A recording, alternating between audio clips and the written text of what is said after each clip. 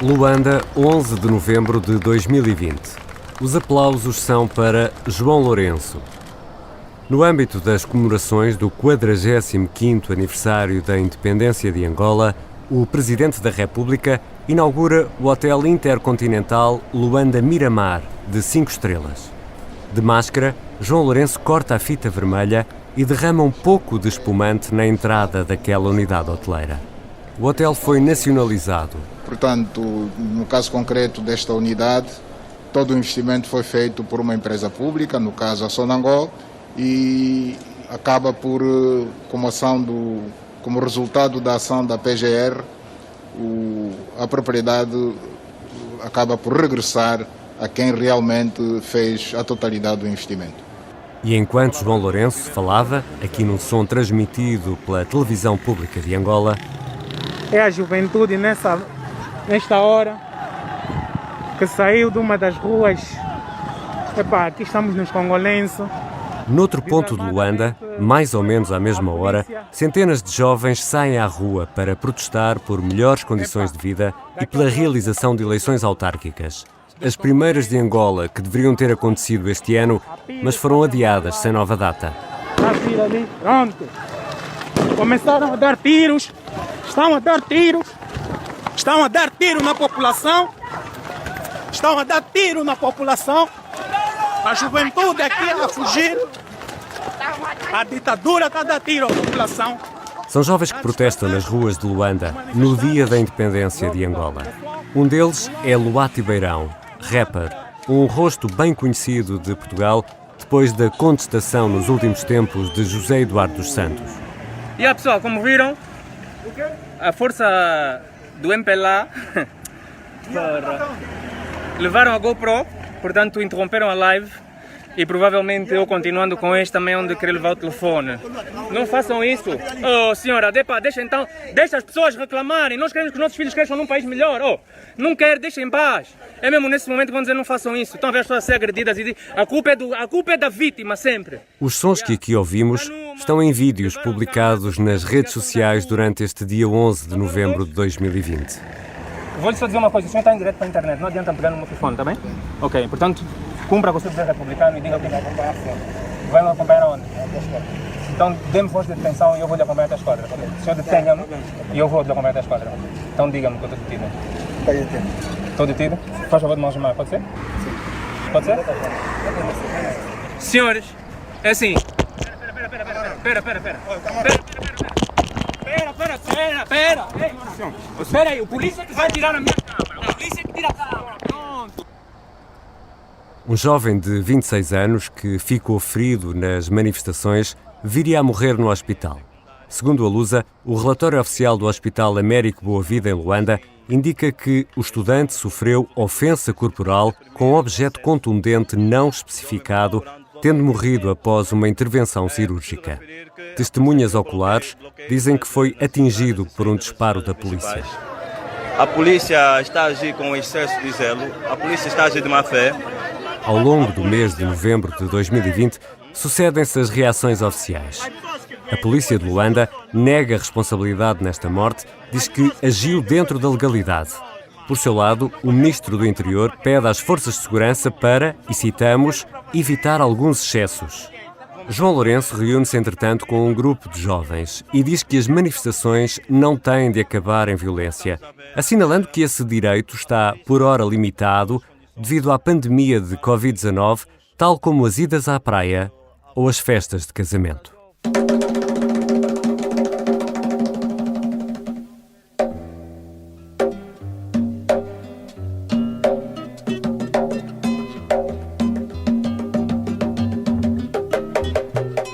Bem-vindos à Corte de Luanda. Quarto episódio. O Mimoso. João Lourenço assumiu a presidência da República de Angola em setembro de 2017. Em Lisboa, disse que enfiou a mão no ninho de vespas, no ninho do maribondo. Prometeu luta à corrupção, ao nepotismo, à bajulação. Mas nos bairros de Luanda, as queixas continuam. Será que mudou alguma coisa? Neste último episódio da Corte de Luanda, o jornalista do Observador, João de Almeida Dias, mostra-nos o percurso de João Lourenço desde o quintal de casa até à presidência da República. Eu sou o Ricardo Conceição.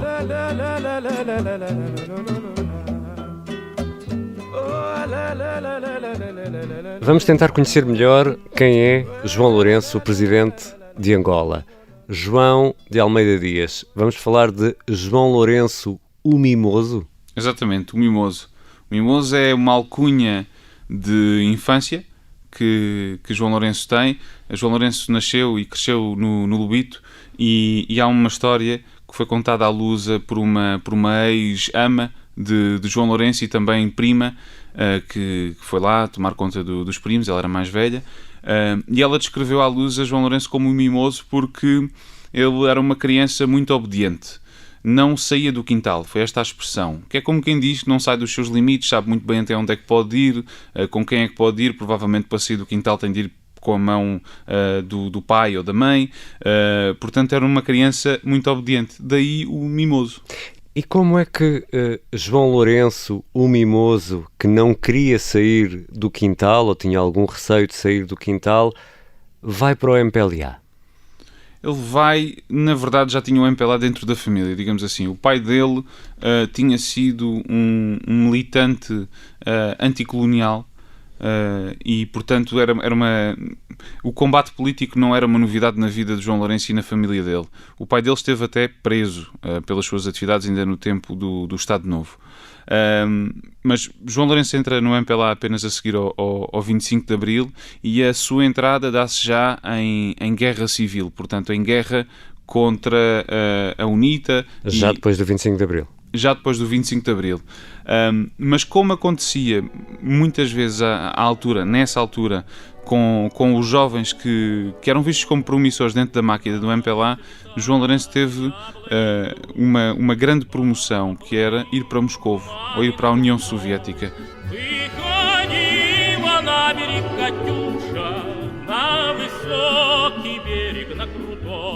No caso dele, foi estudar para Moscovo, foi estudar na Academia Político-Militar Vladimir Ilyich Lenin e foi estudar História.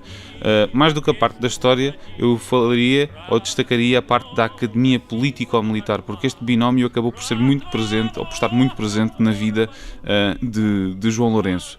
João Lourenço estuda lá História, está lá há alguns anos, mas depois acaba por voltar para Angola. E quando volta, já não volta a pegar em armas. Já não é um homem de guerra, é um homem da política em meio de guerra.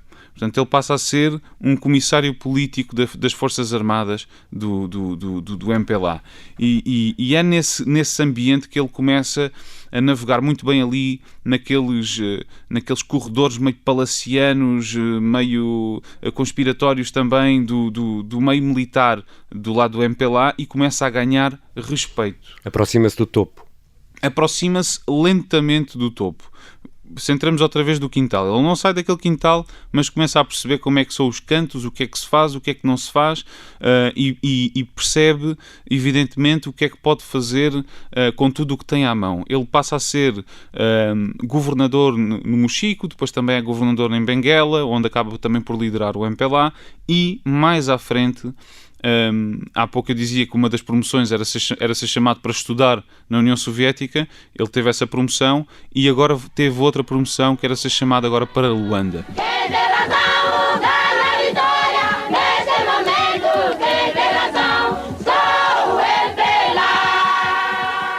Vai ser chamado para Luanda para ser secretário de informação do MPLA em 1992, que é um ano muito importante.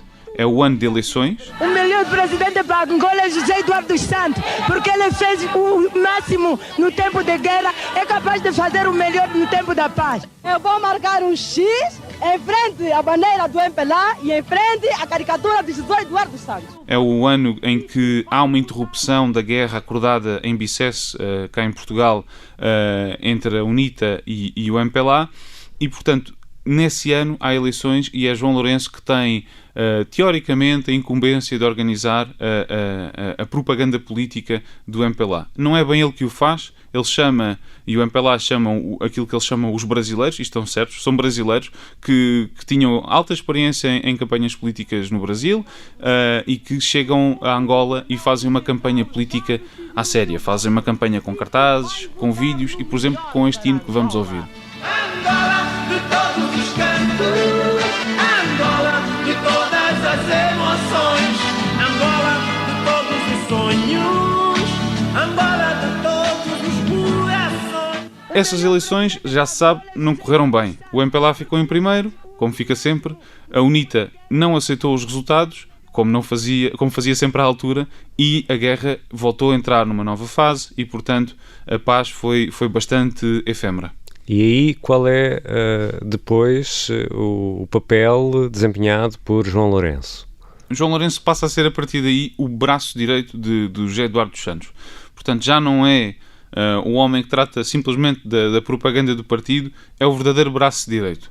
E quando eu digo braço direito, digo à frente das câmaras, por exemplo, das câmaras da RTP, em que ele aparece várias vezes com uns óculos grandes e assim uma cara muito jovem, porque ele vai para este meio ainda na década dos seus 30 anos, e também nos meios mais fechados. Houve uma pessoa do Comitê Central do MPLA que me disse que eles são, aliás, dois homens que nesta altura se entendiam muito bem, porque tinham a mesma formação, eram dois homens soviéticos. José Eduardo dos Santos e João Lourenço. Exatamente, dois homens soviéticos. Evidentemente que são angolanos, e isso é algo que não se pode tirar, e portanto tem essa gênese. Mas também foram formados na União Soviética e portanto também têm um caráter um pouco austero. E no caso de João Lourenço, essa austeridade também levou a que seguisse tudo o que era ditado por José Eduardo dos Santos. Ele tornou-se na pessoa que ia dar os recados de José Eduardo dos Santos a outros. Tens exemplos? Sim, um diplomata, por exemplo, conta-me que no final de um almoço algo restrito, João Lourenço pega no braço deste diplomata, chama-o para um canto para que os outros não ouçam nada e dá-lhe um recado diretamente da boca de José Eduardo dos Santos. Este tipo de proximidade existe muito. Mas é nessa altura que se nota ainda outra faceta em João Lourenço, e isto ainda em concordância com o que eu dizia, que é a faceta autoritária. Quem fala disso é, por exemplo, o Cédric Carvalho, jornalista angolano.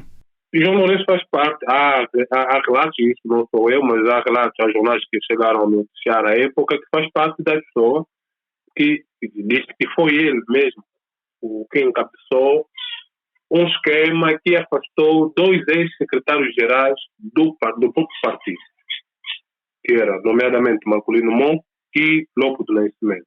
E, portanto, o Cédric diz aqui que há uma veia autoritária, reacionária, como disse o Cédric, de João Lourenço. E João Lourenço, de facto, nesta altura, disciplina muitas pessoas dentro do partido. Repara que eu há bocado falei-te por exemplo, de Lopo Nascimento e Marcolino Moco, que aspiraram a um dia sucederem o José Eduardo dos Santos. Quem é que os afasta? É João Lourenço que suja as mãos, digamos assim. Marcolino Moco tem até umas declarações à altura na Rádio Eclésia, em 2001, em que disse isto. Numa reunião, João Lourenço tratou-me como uma criança e mandou-me calar. Ora, ele estava a mandar calar um homem que tinha sido primeiro-ministro. Ok? Portanto, nesta altura, João Lourenço, enquanto secretário-geral do MPLA, dá-se ao luxo de mandar calar um primeiro-ministro.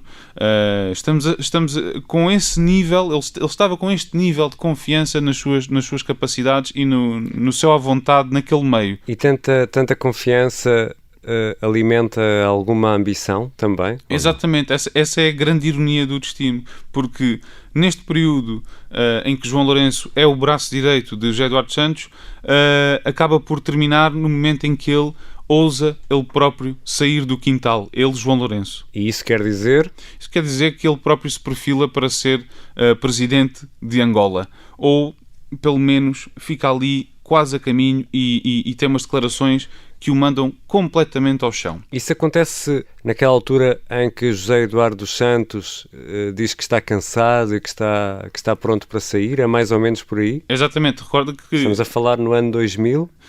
Em 2000 ele tem essa conversa com o tal diplomata que eu dizia, e em 2001 voltou a fazê-la numa reunião do Comitê Central do MPLA.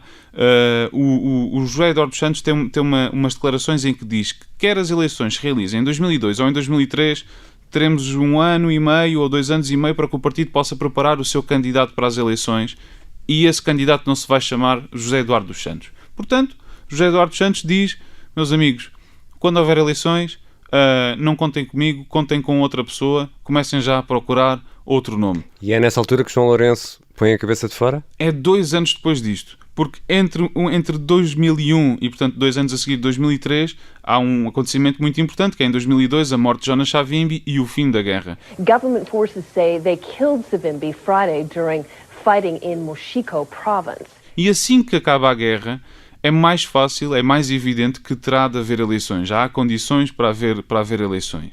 E, portanto, quando Savimbi já morreu, quando já há paz e quando se percebe que ela vai ficar, ou pelo menos assim se espera, e entende-se que há instrumentos para isso, e aí mérito de José Eduardo dos Santos, que chama a UNITA até para governar com alguns ministérios, João Lourenço dá uma entrevista ao jornal A Capital e comete o maior erro da sua vida política. Como assim, João Almeida Dias? João Lourenço dá uma entrevista ao jornal A Capital onde acaba por dizer que, e vou citar agora, o presidente dos Santos é muito conhecido do povo angolano e o povo tem uma opinião sobre ele. Se é um presidente sério ou se não é. E nós, enquanto MPLA, pensamos que é sério. E depois remata com esta frase: e sendo sério, acreditamos que ele vai honrar a sua palavra. Ora, a palavra dele era que ia sair e que nas próximas eleições não seria ele o candidato. Portanto, ele diz aqui 2 coisas, mas acho que a mais grave de todas, ou aquela que se tornou mais grave, foi sugerir sequer que o presidente poderia não ser sério. Ao candidatar-se de novo, não é? Exatamente. Ora, o que é que acontece? José Eduardo dos Santos não se afasta. E há castigo para João Lourenço? Claro que há castigo para João Lourenço.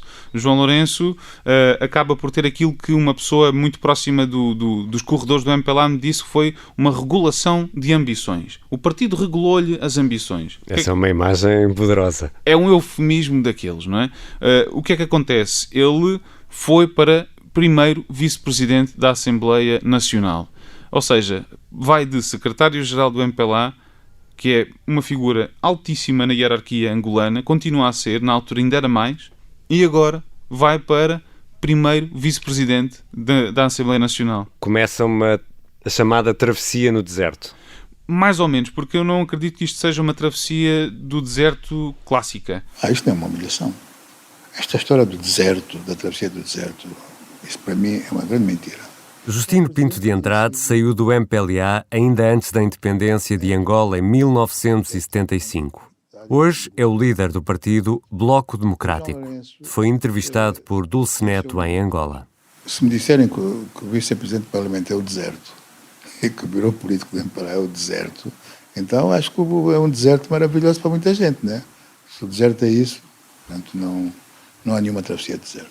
Ele era secretário-geral e deixou de ser secretário-geral, mas manteve-se na estrutura dirigente do partido e do Estado. Ele não vai para o desterro, ele não vai para um gulag, ele não vai sequer para a miséria, antes pelo contrário. João Lourenço, neste momento, torna-se naquilo que é um apparatchik. Ele é um homem do aparelho. E ele aqui, o que ele faz, na verdade, é voltar para o quintal e perceber que fez muito mal em ter ousado sair, ou pelo menos desafiar o dono da casa, quanto mais do quintal. E, portanto, ele nesta altura senta-se no seu lugar. E sentar-se no seu lugar é, por exemplo, um episódio como este. Há uma votação na Assembleia Nacional para criar uma coisa chamada o Fundo Nacional de Desenvolvimento, que ainda hoje existe, que é um mecanismo que permite que se façam empréstimos a baixos juros, financiados com as receitas do petróleo e dos diamantes em Angola, que, como sabemos, são generosas. E, a esta altura, quando a lei foi desenhada, havia uma maior facilidade para que agentes políticos contraíssem estes empréstimos. Usufruíssem desse dinheiro. Exatamente. Portanto, as pessoas estavam ali a votar aquela lei e iam usufruir em potência, só se quisessem, não é? Ninguém era obrigado. Exatamente, ninguém era obrigado. Mas eles poderiam e seriam aqueles que estariam possivelmente na fila da frente para usufruir disto. E aquele jornal há pouco eu também referi, a Capital tem uma crónica em que cita João Lourenço na altura em que ele, na qualidade de primeiro vice-presidente da Assembleia Nacional, anuncia essa votação. E eu acho esta citação de João Lourenço genial. Ele diz isto: quem é que está a favor, quem é que está contra e quem é que não quer dinheiro? Quem é que não quer dinheiro? Não é? É uma frase que é quase como quem pergunta quem é que quer ser parvo, não é? Quem é que não quer dinheiro? Claro que queremos todos dinheiro. E a verdade é que os deputados acabaram por votar todos. Foi uma votação unânime. Foi uma das primeiras votações unânimes em Angola, porque evidentemente toda a gente queria dinheiro. E João Lourenço também usufruiu. João Lourenço quis dinheiro e João Lourenço teve dinheiro. Esse é o ponto seguinte. E por isso é que eu não acredito, e várias pessoas que falaram comigo também refutam essa ideia de que ele tenha feito uma travessia no deserto clássica.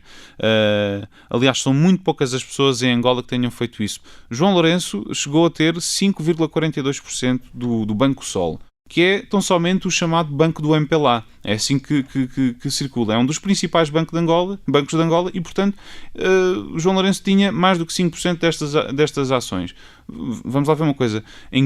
Não seria possível a João Lourenço, com o seu salário de primeiro vice-presidente da Assembleia Nacional, de ter tanto de um banco. Portanto, evidentemente que João Lourenço, como depois mais tarde viria a admitir e a dizer, ele também fez parte deste sistema. Portanto, não podemos dizer que é uma travessia no deserto clássica. Deixa-me só fazer-te aqui uma pergunta, João. A mulher dele, nesta altura, era ministra. Ministra do Planeamento, exatamente. Nesta altura também, não é? Nós saltámos essa parte, mas Ana Dias Lourenço, mulher de João Lourenço, é uma conhecida economista. Eles estão juntos desde os anos 80, ao final até dos anos 70. E são um casal que sempre foi descrito como um casal muito ambicioso. Pessoas que privaram com eles dizem que são um casal muito unido, mas também muito ambicioso, muito capaz no domínio técnico, e muitas vezes até isso é mais realçado a Ana Dias Lourenço do que ao próprio João Lourenço. Portanto, temos Ana Dias Lourenço, Ministra do Planeamento, que é uma pasta importantíssima porque vai gerindo todos os dinheiros. Exatamente. E temos João Lourenço com 5%, pelo menos, do Banco Sol, o tal banco do MPLA. Não se pode dizer que seja uma situação muito favorável. Exatamente. E ainda há mais, para além disso. Há uma coisa chamada GEFI. A GEFI é uma holding do MPLA. Ou seja, é um aglomerado de empresas do partido, que são empresas de vários ramos. Não tem apenas a ver com política ou com os negócios. Quando eu digo todos os ramos, digo mesmo todos os ramos. E dentro desta holding há uma empresa chamada Orion, que, segundo o MAC Angola, em 2012, era detida em 70% pelo partido e em 5% por Ana Dias Lourenço. A mulher de João Lourenço. Exatamente. E porquê que essa empresa é importante para esta história? Esta empresa é importante porque ela é referida, embora o nome do João Lourenço não seja referido, esta empresa é sim referida num testemunho na Lava Jato. Portanto, a grande operação de combate à corrupção no Brasil. E nesse depoimento, Mónica Moura, que é uma pessoa que trabalha com publicidade e propaganda política, acaba por denunciar ali, naqueles acordos de delação premiada, acaba por descrever ali um esquema em que chega dinheiro de uma empresa muito conhecida que é a Odebrecht, em que dá dinheiro à empresa da própria Mónica Moura, mas este dinheiro depois tem de ser depositado num banco. Consegues adivinhar qual é que é o banco? Então ficou acertado que 30 milhões de dólares seria feito com o partido MPLA e 20 milhões de dólares seria feito através da Odebrecht. Foi assim realmente. Então, esses 30 milhões de dólares eu recebi em três parcelas de 10 milhões de dólares ao longo da campanha. Não foi uma coisa consecutiva, né? E depositado numa conta bancária que eu abri lá, no Banco Sol, um banco angolano pertencente ao partido. Essas peculiaridades em Angola. Tem um partido que tem um banco gigante, várias agências. É um negócio meio esquisito, mas existe isso lá. Ora, aí está, o Banco Sol, sempre. Isto não é nenhuma publicidade ao Banco Sol da minha parte, mas de facto é sempre o Banco Sol, é repetidamente o Banco Sol quando estamos a falar destes temas. E, portanto, há ali uma parcela de dinheiro em que é declarada, a Mónica Moura usa a expressão tudo bem, tudo direitinho, mas depois há outra parte do dinheiro que já é posta de outras maneiras, menos legítimas, isto evidentemente no relato que a Mónica Moura faz. Nesse relato, ela não refere João Lourenço, mas acaba por referir uma pessoa muito importante, já lá vamos a essa, que é Manuel Vicente. E ela até quando diz Manuel Vicente até regala os olhos. Portanto, João Lourenço nessa altura não era ninguém que seria de destacar, pelo menos para uma pessoa que percebesse alguma coisa da política e do meio da elite angolana, mas também era uma pessoa que conseguia lucrar nesse meio. Portanto, não era digno de menção, mas ainda assim estava lá no meio. E como é que no meio disso tudo, e nessa altura, aparentemente com uma situação mais ou menos confortável do ponto de vista económico, pelo menos é aquilo que nos é dado a perceber, ele acaba como Ministro da Defesa? Ele acaba como Ministro da Defesa... Estamos a falar mais ou menos em que ano, João? Estamos a falar em 2014, é quando ele é nomeado, que não é um ano qualquer. É um ano em que Angola começa a ter problemas para os quais a sua elite acabou, e vemos hoje ainda, não preparou o país. Estamos a falar da queda do preço do petróleo. E, portanto, foi uma altura em que algumas ações começaram a ser menos toleradas. O petróleo caiu, no espaço de 6 meses, caiu de $110 para $26, depois acabou por estabilizar nos 30 e tal, 40 e poucos, por barril, evidente. E com esta queda do preço, Angola tem muito menos dinheiro, Angola tem muito menos rendimentos e há pessoas com menos paciência. Isto porque a economia angolana é altamente dependente do petróleo, assim em níveis inimagináveis, quase. Ao nível dos 95%. Ou seja, há menos dinheiro, zangam-se as comadres, é isso que estás a querer dizer? Exatamente. E há uma comadre que acaba por ficar zangada com outra, e estamos agora aqui a falar de Cândido Van Dunham. Cândido Van Dunham foi Ministro da Defesa, até que foi apanhado num alegado esquema de sobrefaturação de rações de combate que eram vendidas ao Exército, portanto, enquanto Ministro da Defesa. Ora, isto é posto ao descoberto e João Lourenço acaba por ser o nome escolhido para substituí-lo em 2014. Mas espera, João Lourenço não estava numa lista negra do presidente José Eduardo dos Santos, dos tais delfins atrevidos que foram regulados pelo partido? Certo. José Eduardo dos Santos parecia não esquecer quem tinha um dia desafiado, quem tinha um dia ousado sair do quintal, usando mais esta expressão, mas a verdade é que nesta altura também o próprio José Eduardo dos Santos sofre com aquilo que começa a ser a fragilidade tremenda da economia de Angola depois de um boom tremendo que começou ainda no início dos anos 2000. E é nesta altura em que começa a aparecer uma dinâmica dentro do MPLA que só muito mais tarde é que nós cá fora percebemos. E é possível que ainda hoje não percebamos totalmente. Que dinâmica é essa? É uma dinâmica em que, ao contrário daquilo que nós pensávamos, e acrescento eu, ao contrário de que possivelmente e provavelmente José Eduardo dos Santos pensava, o MPLA é um partido com vida própria. Ou seja, o José Eduardo dos Santos era o arquiteto da paz, era o camarada presidente e, até um certo ponto, mandava no partido. Mas não fazia tudo isto sozinho. E João Lourenço acaba por ser promovido a Ministro da Defesa um pouco nesta lógica, em que, já com uma maior fragilidade de José Eduardo dos Santos, que nesta altura já estava doente, já estava mais fragilizado, ainda mais cansado, portanto, se ele já estava cansado em 2000 e em 2001, fazemos ideia, em 2014. Em 2012, em eleições gerais, fui eleito Presidente da República e impulsado para cumprir o mandato que, nos termos da Constituição da República, termina em 2017. Assim, eu tomei a decisão de deixar a atividade política ativa em 2018. Nesta altura, o partido e algumas alas do partido, sobretudo a ala mais militar, começam a demonstrar algum descontentamento com aquilo que é toda a corrupção, todos os luxos que são conhecidos, não só em Luanda, mas como em Lisboa e noutras capitais europeias e também nos Estados Unidos. E, portanto... João Lourenço é uma escolha do partido. João Lourenço é uma escolha que o partido faz avançar, algumas pessoas dentro do partido fazem avançar para haver ali uma espécie de recado da José Eduardo Santos a dizer nós também temos alguma vontade. Mas volto a dizer, isto na altura não foi entendido como tal cá fora, e aqui também coloco os jornalistas, mas também não parece que tenha sido entendido nessa altura. O que depois também explica o que vem a seguir. Então o que é que vem a seguir? O que vem a seguir... Porque vem a seguir é a escolha, não é? De João Lourenço para presidente. Exatamente. O que vem a seguir é essa escolha, que é talvez a pergunta mais enigmática da política angolana, do país em geral, dos últimos anos, que é porque é que José Eduardo Santos escolheu João Lourenço para ser seu sucessor. Sob proposta do líder do MPLA, o camarada presidente José Eduardo dos Santos, o partido designou seu vice-presidente, o camarada João Lourenço, candidato a presidente da República para as eleições gerais de 2017. Pois é ser ministro da Defesa, o que em Angola já é importante, não é? Mas outra coisa é ser o candidato à presidência.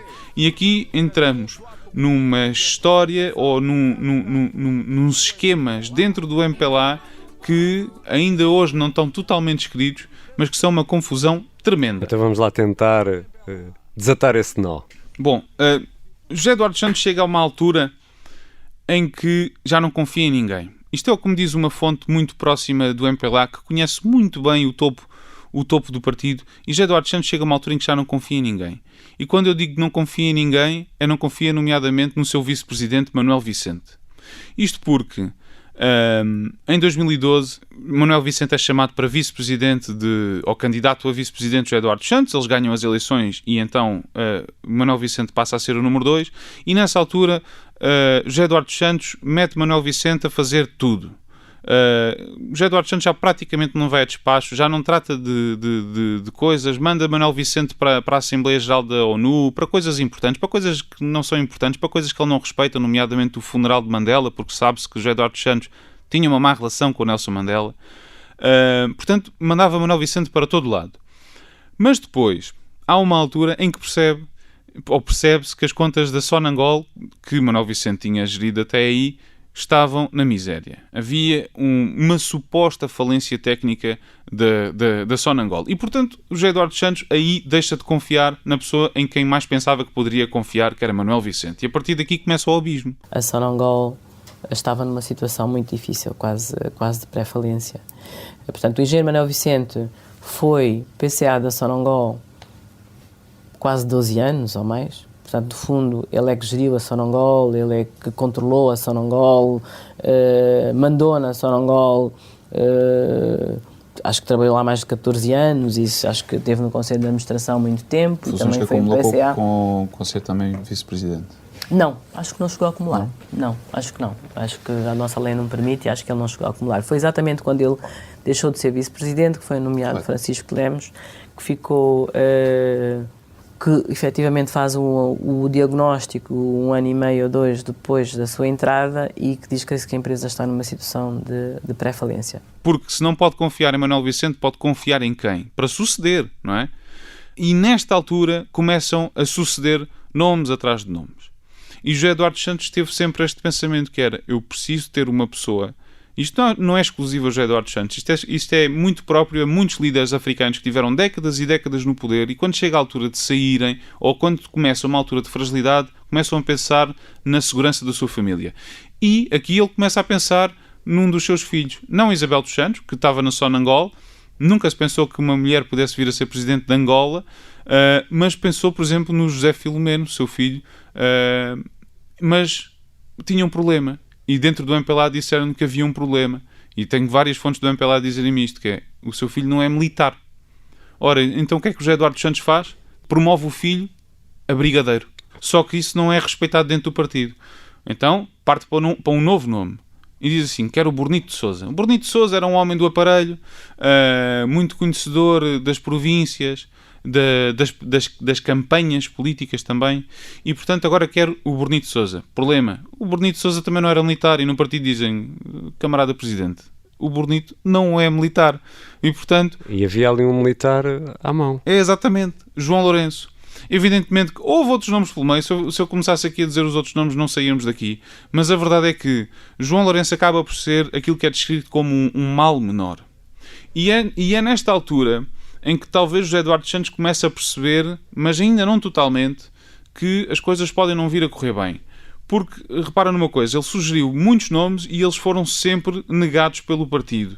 E só o facto de ele ter sugerido nomes que não eram de militares, e ele sabendo que era isso que o partido queria, eram militares, e ele ao insistir nisso, não estava a dar o devido valor ao partido. Mais uma vez, tal como aconteceu com a escolha para Ministro da Defesa, é o partido que escolhe então quem é o presidente, quem vai ser o presidente. Exatamente. Com um pormenor, José Eduardo Santos acaba por pedir ou por ter uma cedência do partido, que é Bonito Sousa fica como vice-presidente de João Lourenço. E ainda uma terceira, aliás, que tem a ver com a continuação do próprio José Eduardo Santos como presidente do MPLA. Não de Angola, mas do MPLA. E, portanto, ele acaba por fazer esta cedência de ter João Lourenço como presidente e tem, por outro lado, dois elementos, que é Bonito Sousa, a vice-presidente, e ele próprio, a presidente do MPLA. Mas isto acabou por não servir para grande coisa. Justino Pinto de Andrade, líder do Bloco Democrático, apresenta uma outra teoria. Eu penso que o José Eduardo, naquele seu estilo de homem de equilíbrios, pensou, agora vou pôr um meio umbundo no poder. Então, eu penso que o José Eduardo fez esta leitura.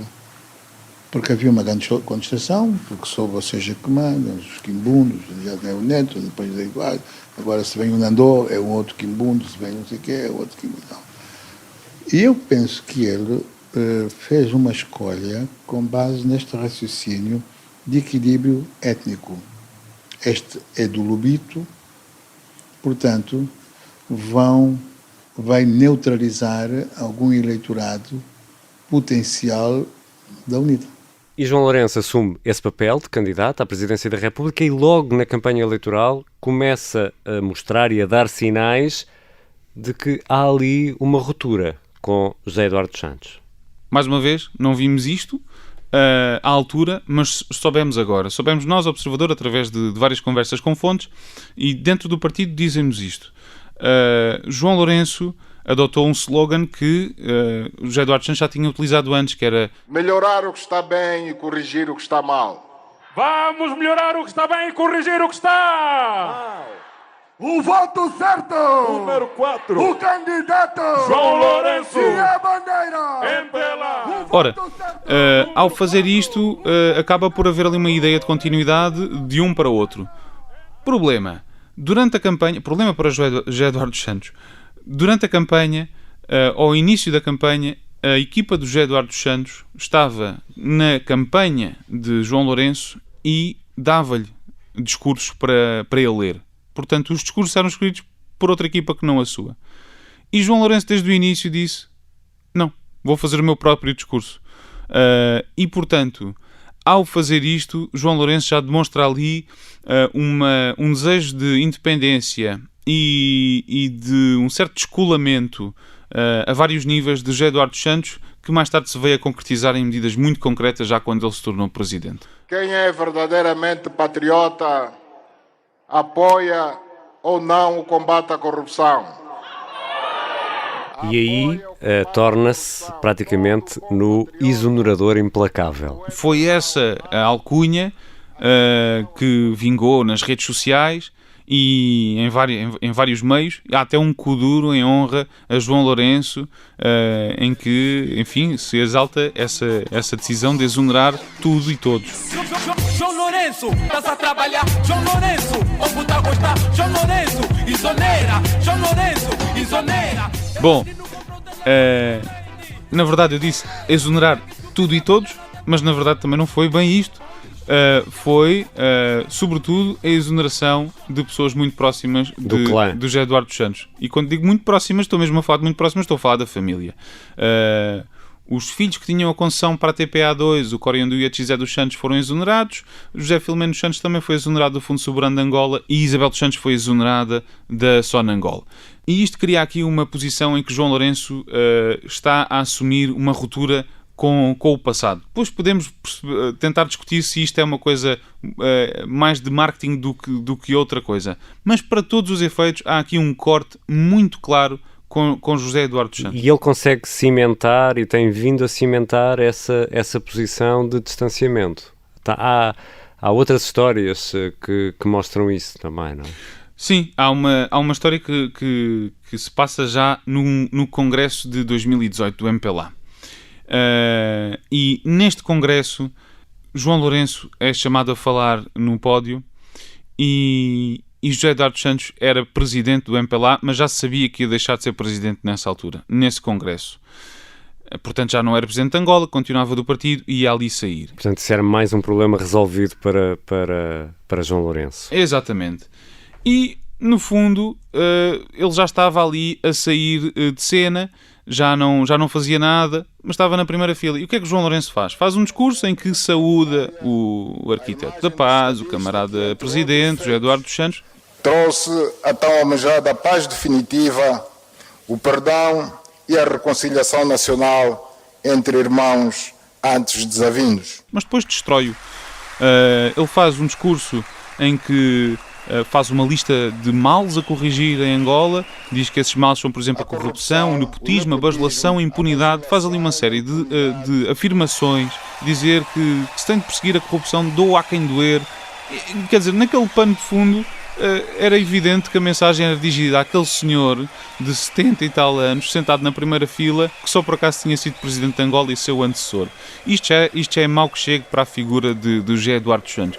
Estes males apontados aqui são o inimigo público número 1, contra o qual temos o dever e a obrigação de lutar e de vencer. Pior ainda era que aquele auditório onde isto decorreu estava cheio porque era uma sessão da juventude do MPLA, e então de repente estamos a ver e a ouvir centenas de jovens naquela sala a rirem e a aplaudirem como se fosse uma revolução ali em curso, que não foi bem isso, mas ainda assim estavam a rir e a aplaudir. Todas as declarações em que João Lourenço atacava de forma, não diria literal, mas bastante clara, José Eduardo dos Santos e talvez os últimos anos no poder. Portanto, isto foi uma cena destruidora e que deixou José Eduardo dos Santos numa posição já muito frágil. Isso deve ter sido uma situação muito, muito difícil para José Eduardo dos Santos, que pouco tempo depois deixa Angola, segue para Barcelona e nunca mais voltou a Angola. Exatamente.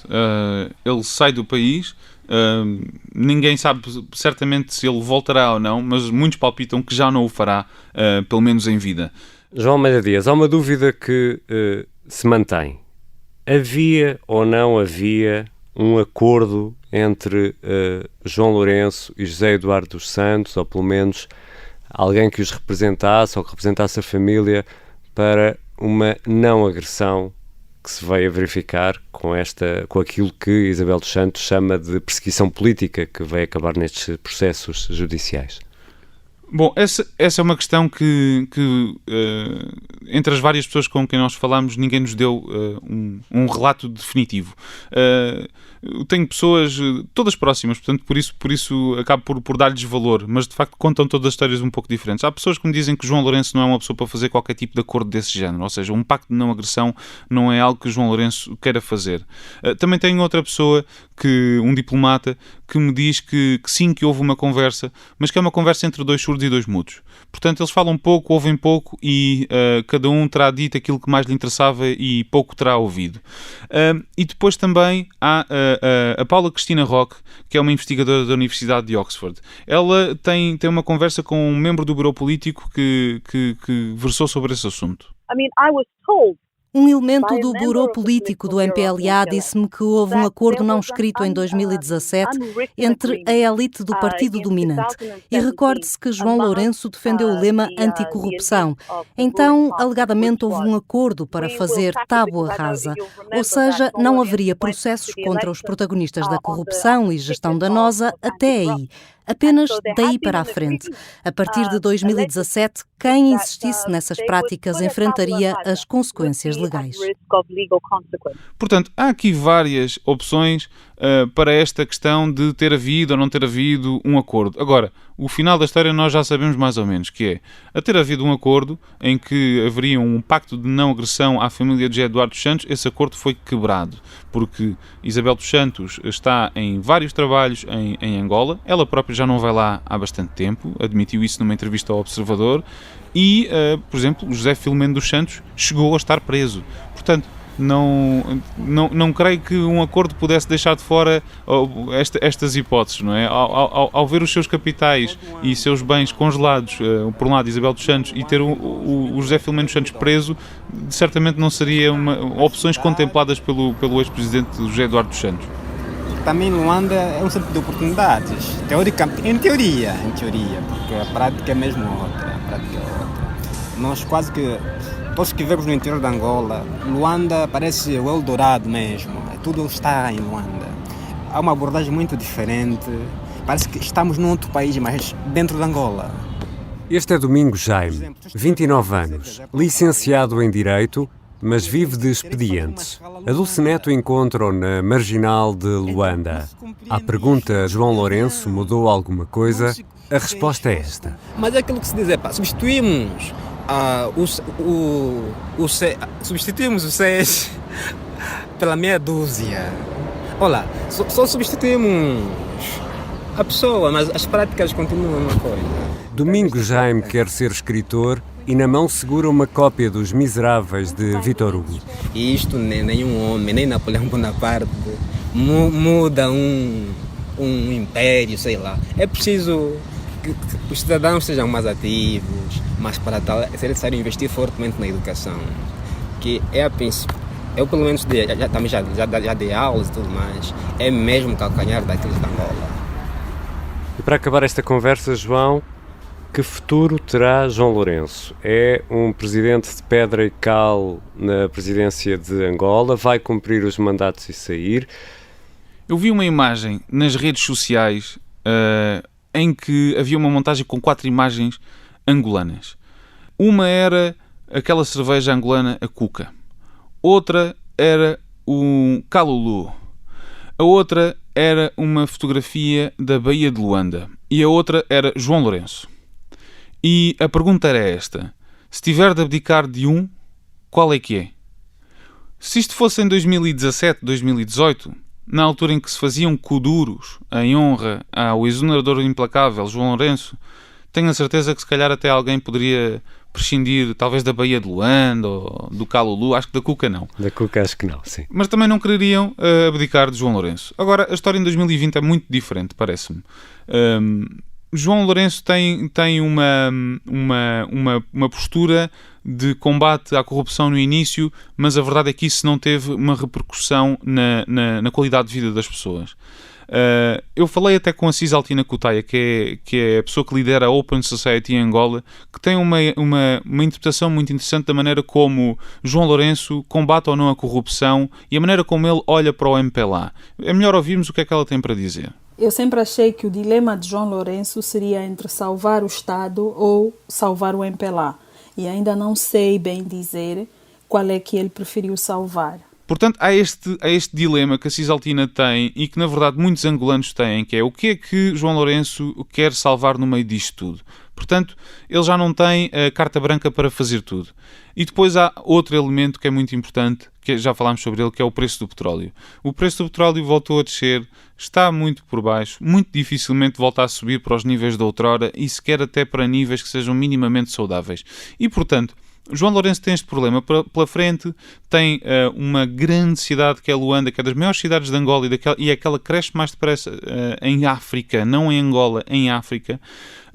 E, portanto, tem ali uma série de problemas que terá de tentar resolver e será difícil arranjar os meios para isso. Não quer dizer que o MPLA não seja um partido hegemónico, não quer dizer que o Presidente não tenha grande poder, mas vida fácil não terá. E se é para fazer apostas, eu aposto que João Lourenço não vai durar o tempo todo de José Eduardo Santos. José Eduardo Santos só houve um e não parece que venha a haver outro. Mas para todos os efeitos, João Lourenço tem poder, mas também não tem um poder inquestionável. E esse é o grande desafio dele próprio. Agora, não, já não tem a popularidade de outrora, já não lhe fazem coduros e, portanto, eu diria que ele vai ter de encontrar outra maneira para conseguir satisfazer a população angolana.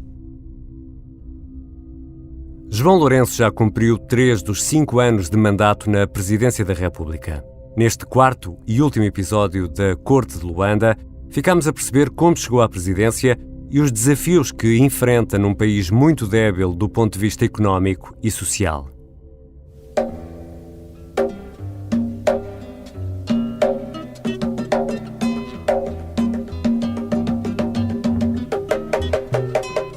Para estes 4 episódios, falámos com 89 pessoas e consultámos muita informação. O que ouvimos nesta série é apenas uma amostra do material que recolhemos e que, em grande parte, está nos textos que já publicamos. Neste episódio ouvimos, além dos sons das entrevistas feitas por Dulce Neto em Angola, o coro do Exército Vermelho a cantar Catiuxa. Ouvimos também sons do MPLA, como aqueles das campanhas eleitorais de 1992 e de 2017. Escutámos ainda a CNN a anunciar a morte de Jonas Savimbi, o testemunho de Mónica Moura no caso Lava Jato e que está disponível no YouTube. Há também Isabel dos Santos em entrevista ao Observador. E tivemos Kuduro, dos Linkdep, com João Lourenço e Zunera. E claro, Balumequeno de Bonga, esta música que estamos a ouvir e que nos acompanha nestes 4 episódios. A sonorização é da Beatriz Martel Garcia. Este é um podcast da Rádio Observador que está disponível no site e nas habituais plataformas de podcast. Eu sou o Ricardo Conceição.